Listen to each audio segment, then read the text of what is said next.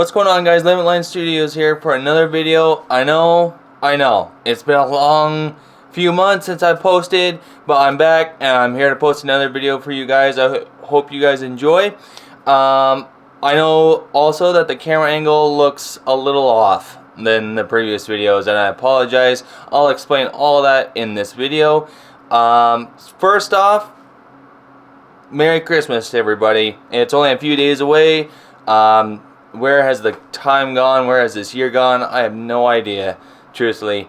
But I got some interesting things going on with the rig that I feel like that needs to be shared. There's going to be a lot more content coming back onto the channel here. I got plenty of ideas coming. It's just that, you know, I took a break. I needed a reset.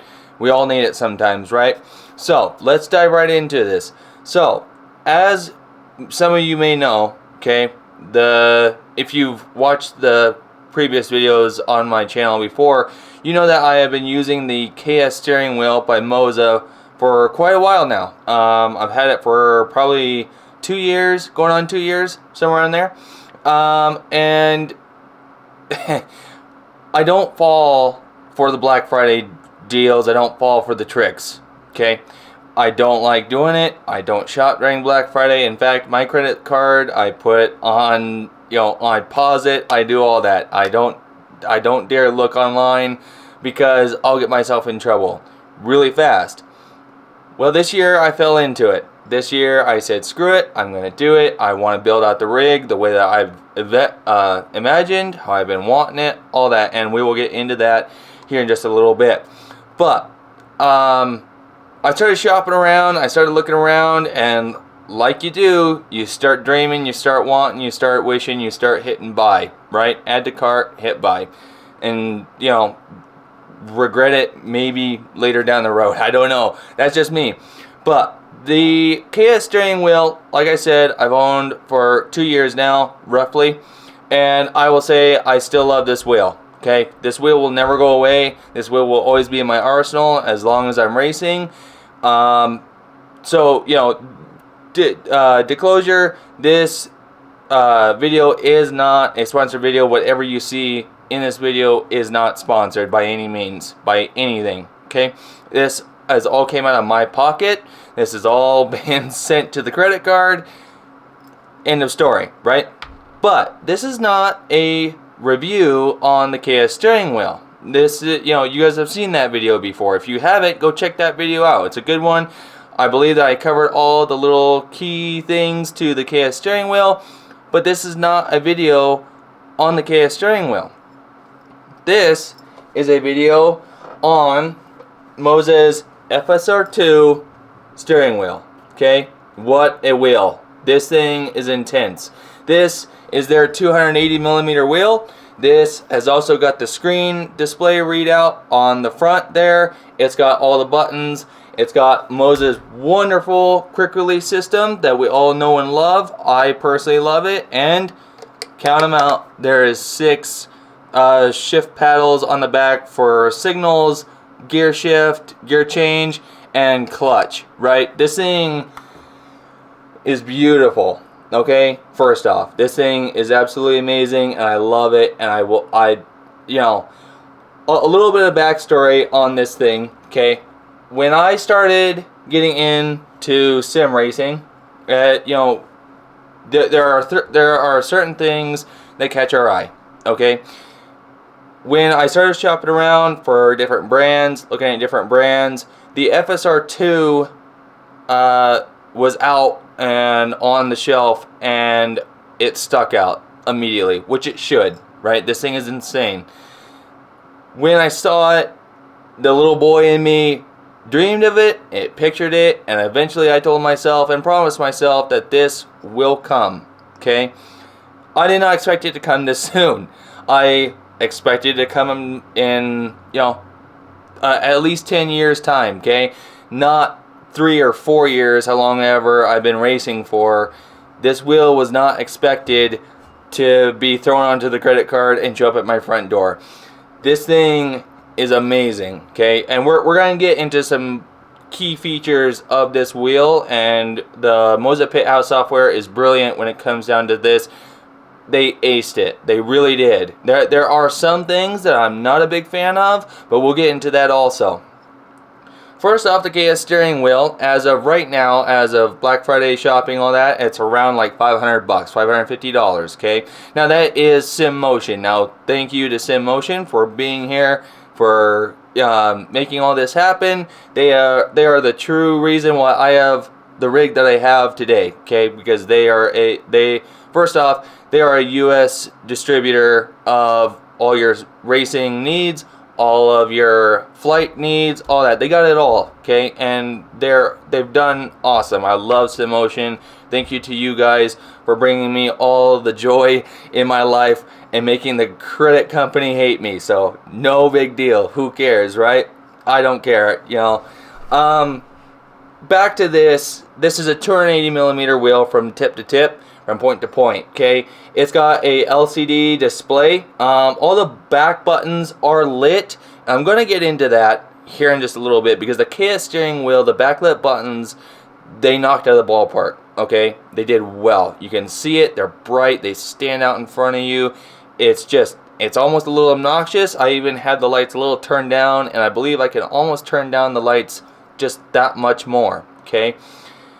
The KS or the FSR2, there's too many names floating around here now. So excuse me if I get any of this wrong, by the way. The FSR2 wheel has got the backlit buttons, and they're brilliant. The buttons feel great. They got a good click to them, as you can hear.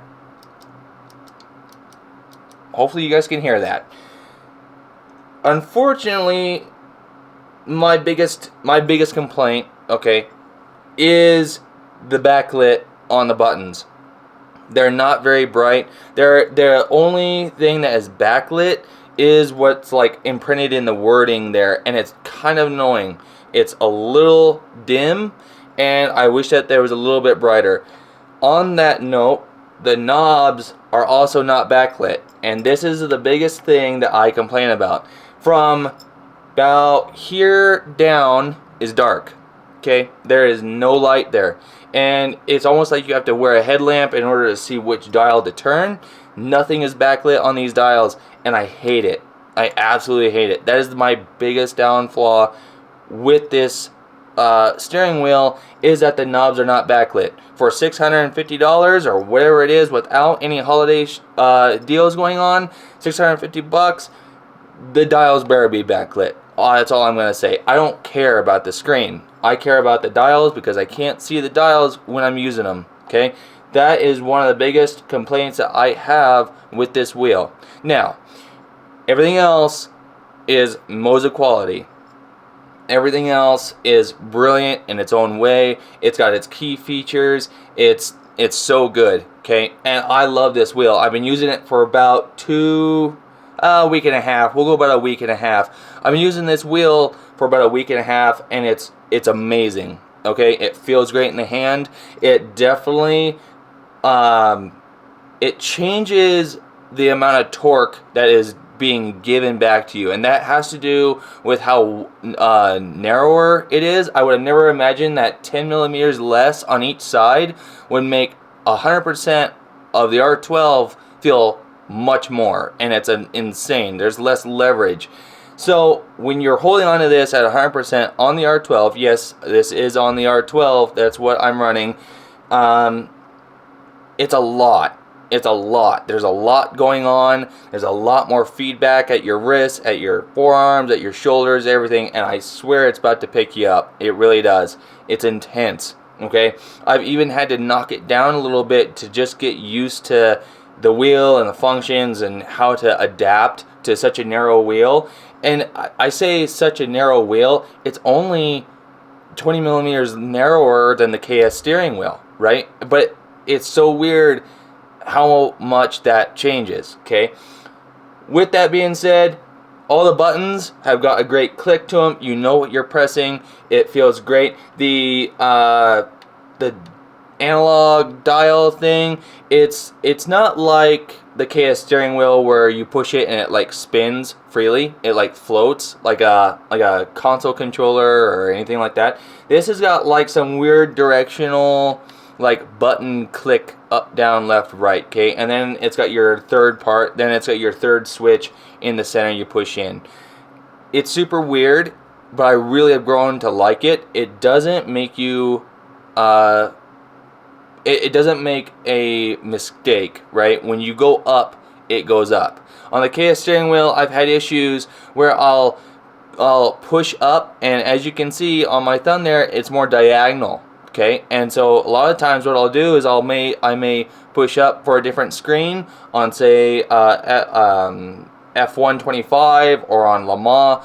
It will go up and two screens come up, or the wrong screen comes up, and then my distraction is knocked off because of the KS steering wheel analog took me to a different screen that I didn't want to, right? I'm going into the pits, I need to do some rearranging, I go diagonal to it, and something else is wrong, right? Where this, it doesn't let you make a mistake. It does not go sideways. There's no way for it to go diagonal at all. There's no way for it.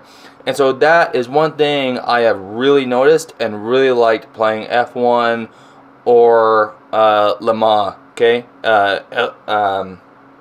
LMU, yeah, that's what I'm thinking of. On the software, this has been my biggest struggle, okay? And it's annoying, okay? When you spend this much money, you expect everything to work. Yes, at least I do, okay? And I hope you guys do as well. When it comes down to the screen layout, it is tricky. It almost makes you want to quit, okay? Because you expect it to work, right? With all the layout, with the gear change, with tire pressures, and it reads all that. It displays all that, and we'll get to that here in just a sec. But there are certain games that are not compatible with the screen, right? So LMU, for instance, which makes me mad, does not like my screen, does not like this screen, okay? I've done a lot of Reddit looking, I've done a lot of web jumping around, and a lot of people are having the same issue. And if you guys have got a better way of fixing this, please let me know, because it's driving me crazy, right? The RPM lights aren't working, and neither is the screen display, and I cannot get it to work. On F125, it works good. On ACC, it works great. On AC Evo, same thing. It all works perfectly. Le Mans Ultimate does not like this screen. It does not enjoy it. Between MOZA software, the MOZA Pit House software, and LMU, there's something not talking correctly, and I have no idea what it is. And it drives me crazy because I spent that money. I should be able to get what I get out of it, and that's final. At least that's how I think of it, right? The screen is really good, though, as far as when it goes, and it is compatible with, say, ACC or F125 or whatever. It sticks out, and it's bright. There's no fade at a different angle, right? When you turn the wheel, all that. You see all that screen no matter what angle you're facing at, okay? The RGB, or the lights up here, the RPM lights up here, are bright. They're right in your face. They're capturing everything, and they're bringing you along with it, and it's wonderful. Like I said, MOZA quality. They knocked it out of the ballpark with this wheel, and it's really, really good. And yes, it is on the more expensive side, but with the whole LMU thing, you question, well, is it a MOZA issue or is it an LMU issue? I know that game is still in early access, and that may have something to do with it, and I understand that. But there will be a day that I am looking forward to be playing LMU and seeing that screen work. On top of that, you have these little weird dials here they're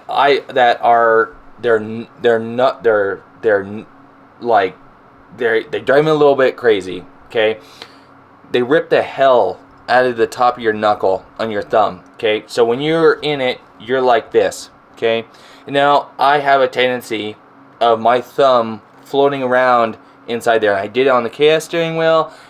I don't like death gripping. I'm not a fan of the whole death gripping. It hurts. It shoots all the way down into your wrist, up your forearm, into your back, your shoulder, your back, your neck, all that.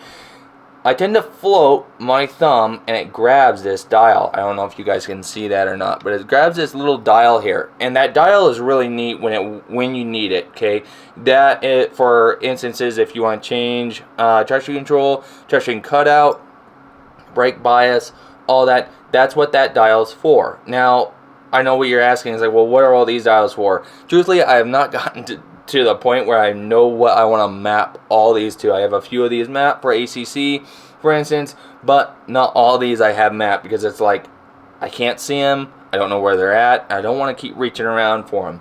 They have these top hat dials on both sides. One is for brake bias, one's for traction control or traction cutout, and it does work as a single button as well. I don't know if you guys can hear that, but it works like a single button, okay?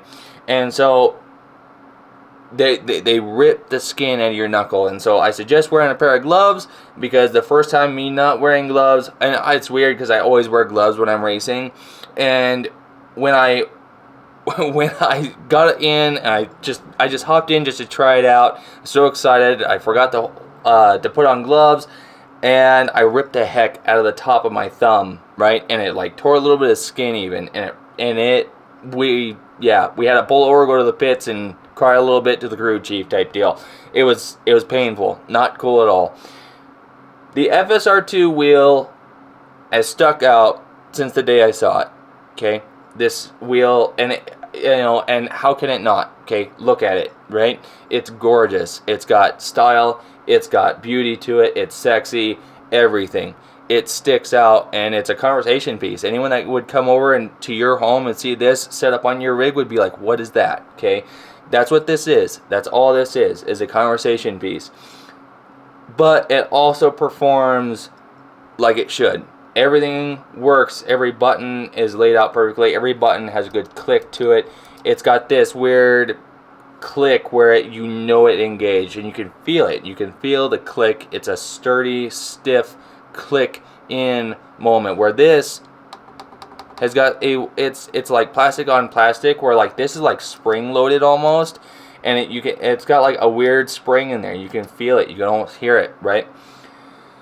The KS steering wheel will always be my number one. I've got a lot of miles on it. I've got a lot of good lap time set on this wheel, and I love it, right? And I never thought I would ever shelve this wheel, ever, right? I fell in love with it the minute I got it. It's beautiful. It's got its own personality, its own style, and it's perfect. MOZA took the KS steering wheel and knocked it out of the park with it, and they did wonderful at it. So, brilliant job to MOZA for making such an awesome wheel.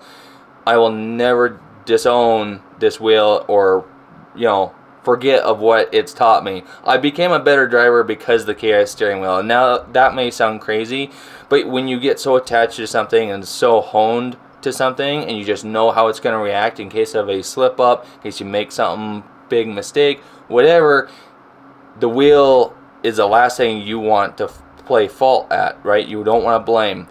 KS steering wheel never blamed.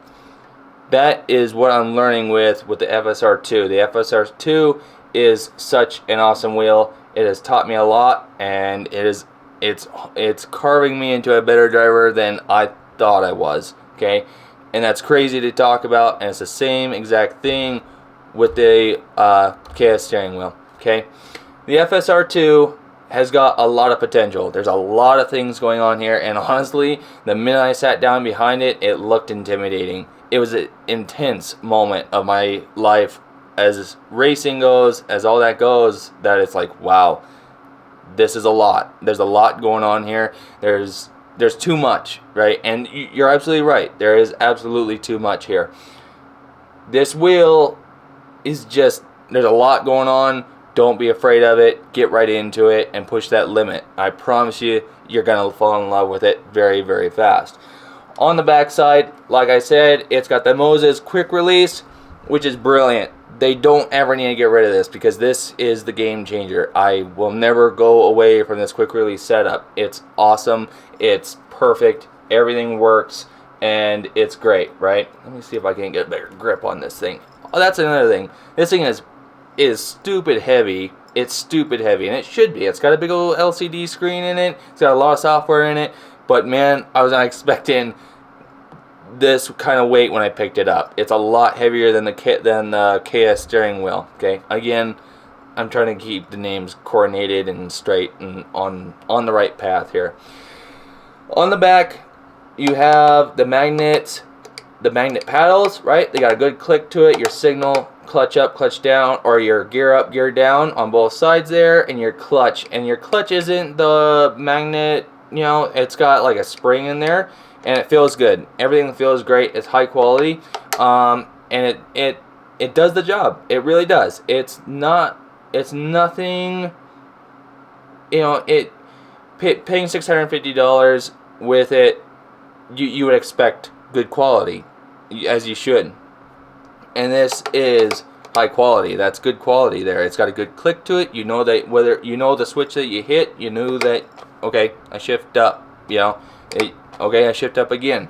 You press that, it's like, okay, that's the clutch, you know. And at first, when I first got it, I was like all over the place. My fingers were all over the backside trying to hold on to the wheel. With the KS steering wheel, you can kind of do that, and you can get away with that. Where this, because of it being more narrow, you have to retrain your fingers in when to engage and when to pull the gear, when to pull the clutch, when to signal, all that, right? When you drive this wheel, when you use this wheel, okay, because of it, at least for me, I am locked in at all times, okay? Locked in. I'm not overlaying. My fingers are not overlaying. Nothing like that. Everything is locked in. When I go to move a gear, it's always the 2 or the 1, right? And I'm not using the middle finger as in anything else, okay?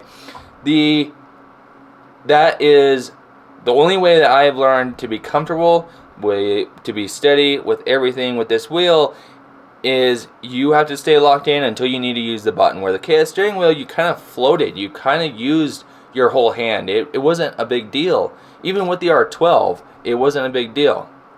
With this wheel, you kind of have to be more locked in. You have to have some pressure behind it. You have to kind of hold it together and hold it under control. Now that's just for me. It may be different for other people, but that's just for me, okay? With this review of the FSR2, I don't like watching reviews that say the same old thing, right? This is my own opinion of this wheel. I've used it for only, you know, a week and a half, okay, and I love it. I really do. I'm not going to get into all the boring, well, this switch is this kind of switch is that. I'm not going to get into that. I'm not going to bore you guys. If you guys want to look that up, go look that up. That's not what we're going to be doing here. This wheel, I will say, I will give it a rating of an 8 out of 10. They could have done better with the dial setup, with them being backlit. I wish these were backlit. I wish that these dials, these buttons here in the center there, those are backlit. But everything below those buttons, you cannot see. It's dark, right? I race with the lights off, okay? It adds more for immersion and all sorts of other things, right? Excuse me. So, with that being said, this wheel, I give it an 8 out of 10. And it's only because of the backlight, right? And I'm not even going to go on and explain the whole, you know, I'm not going to ridicule the MOZA Pit House software. LMU is still very new to the game. It's still very new to the public, and so it's going through early access right now. They're updating it all the time. There's always some new patch, always some new update, all that. This wheel, I'm not going to blame on that. I'm not going to blame the game on the wheel. That's just not fair, okay?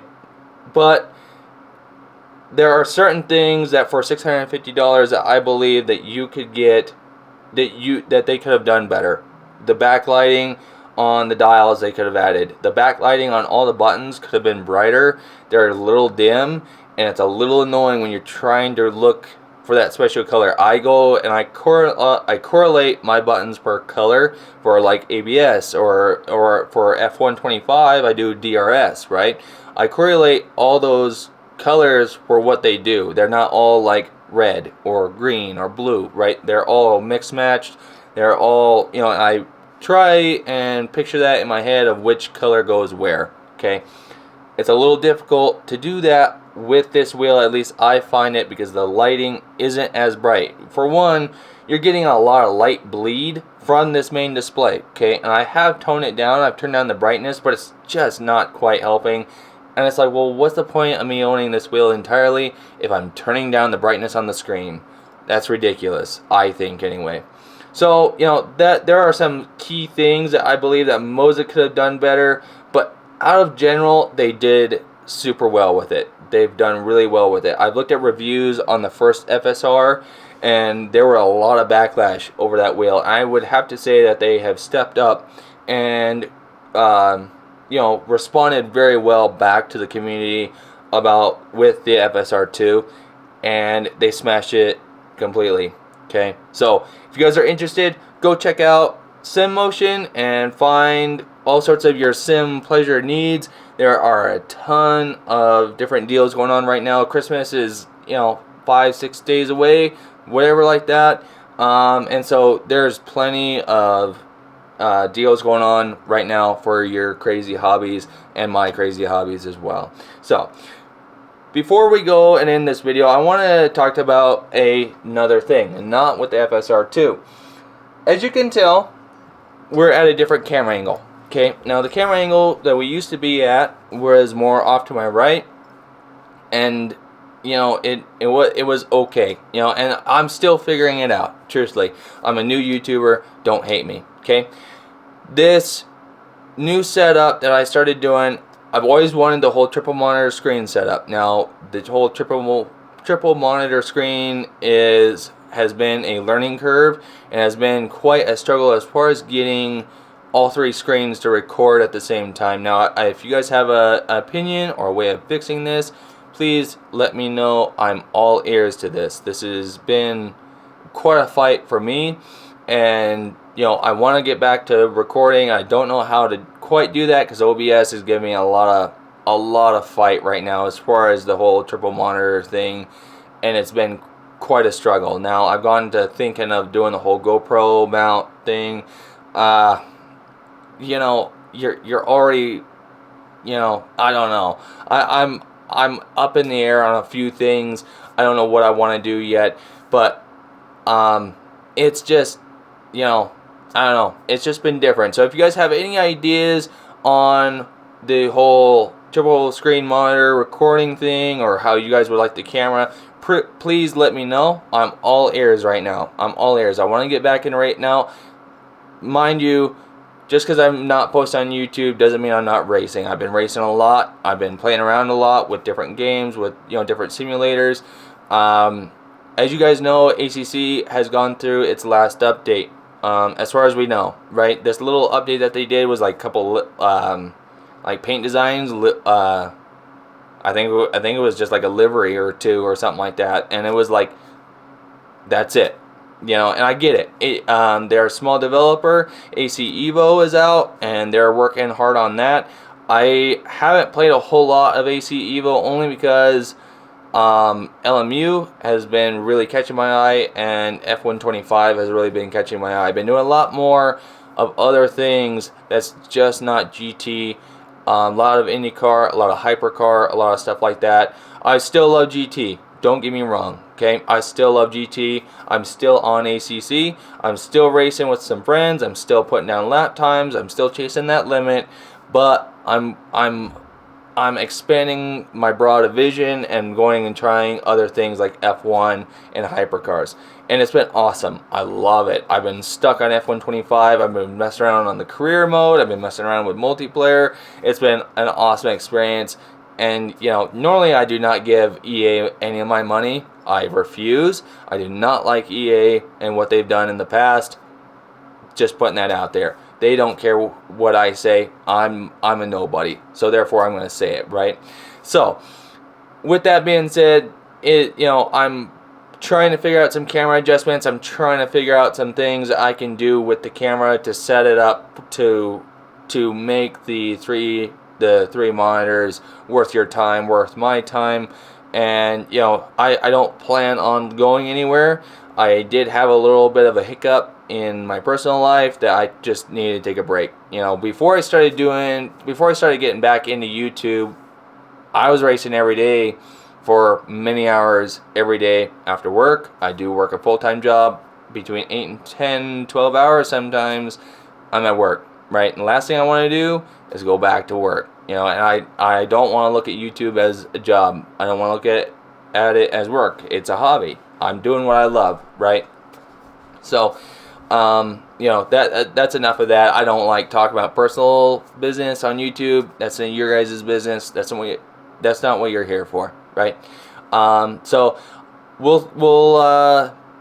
I'll do some fine tuning, some fine adjustments, and see what all I can do about getting a good angle for the camera to capture all what's going on.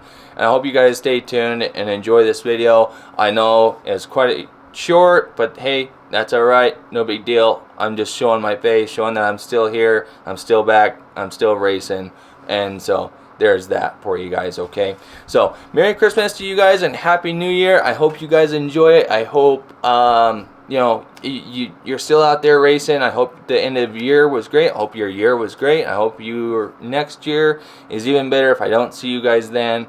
On that note, I'll catch you then. Peace.